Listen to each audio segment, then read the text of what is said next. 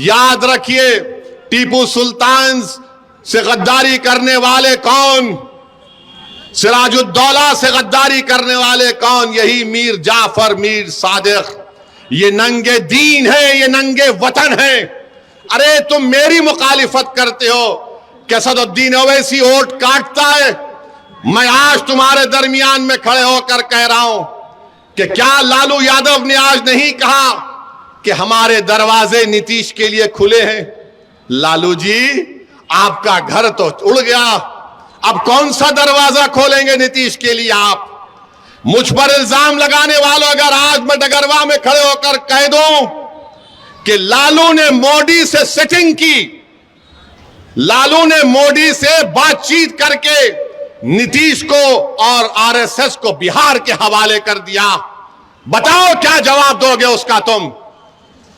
तुम समझते हो कि जबान सिर्फ तुम्हारे मुंह में है? अरे जबान तुम्हारे पास होगी जो बिकी हुई है। मगर मैं आज कह रहा हूं कि क्या तेजस्वी और लालू जिम्मेदार नहीं है बिहार में बीजेपी को लाने के लिए? बताओ आप। अगर हम चुनाव लड़े, ओवैसी वोट काट रहा है। आप नीतीश को, एक बार नीतीश ने आपको धोखा दिया, आपने फिर उसको साथ दिया, दूसरी मर्तबा आपने बीजेपी को सत्ता दे दी, इख्तिदार दे दिया। और मैं चुनाव लड़ता हूं, सीमांचल की इंसाफ की बात करता हूं, मैं मुजरिम हो जाता हूं। ये सत्ता में बैठकर मलाई खा लेते हैं, पैसे कमाते हैं, म्यूटेशन के नाम पर 20-20 हजार रुपए रिश्वत ली जाती है, मगर कोई उंगली नहीं उठाता। बीजेपी अगर आज सत्ता में है बिहार में, तो तेजस्वी और लालू यादव की वजह से है, ओवैसी की वजह नहीं है। बताओ फिर क्यों नहीं कहा जाता इस बात को मेरे भाई?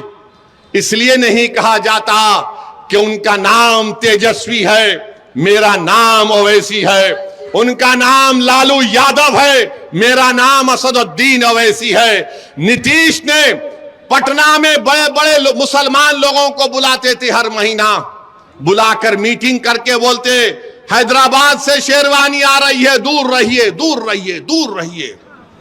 अब हम पूछना चाह रहे हैं, वो जो मुसलमान जाकर नीतीश के पास बैठकर चाय करी पफ खाते थे, अब बोलो तुम्हारी जबान क्यों बंद है?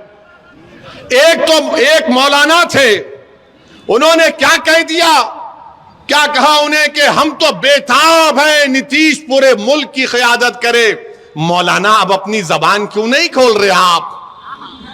खोलो अपनी जबान को।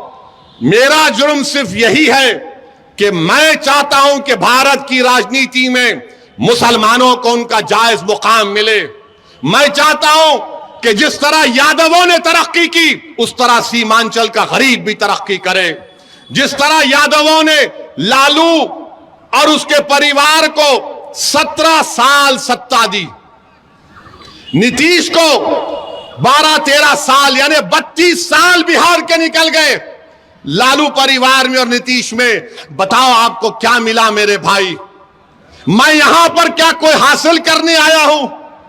मैं तो सिर्फ इंसाफ की लड़ाई लड़ने आया हूं अख्तरुल ईमान के साथ। बताइए क्या मिल रहा है आपको? ये 4 बेईमान चले गए, जिनके पास तो कौन सी मिनिस्ट्री थी? डिजास्टर मैनेजमेंट, आपदा की मिनिस्ट्री थी। कौन सा तुमने किया? अरे तुम पे अब आपदा आ गई, अब तुम खत्म हो गए इंशाअल्लाह हमेशा के लिए। यही हमारी गलती है। अब आप बताइए, 32 साल निकल गए इनके। ये बिहार सरकार ने एक सर्वे किया, अख्तर भाई ने मुझे डेटा दिया, कुल्हिया बरादरी पूरे बिहार में 12,83,780 है। कितने हैं? 12,83,780 हैं। उनको नौकरी मिलनी चाहिए थी 20,421। लिख लीजिए, वरना कल बोलेंगे ओवैसी झूठ बोल दिया। 20,421 नौकरी मिलना था। कितने कुलैया बरादरी की नौकरी मिली? 5,734। इसका जिम्मेदार मैं हूं, इसका जिम्मेदार अख्तरुल ईमान है।